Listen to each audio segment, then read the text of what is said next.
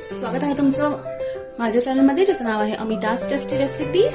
आणि आज आपण पाहणार आहोत हे दोडक्यांच्या शिरांची चटणी। साहित्य बघून घेऊया। यासाठी लागणार आहे शीर आहे, शिरा या दोडक्याच्या त्या पील करून घेतल्या आहेत मी। हे 3 ते 4 हिरव्या मिरच्या आहे, चवीनुसार मीठ आहे, हे शेंगदाणा आहेत भाजलेले आणि 5 ते 6 आणि थोडी कोथिंबीर आहे।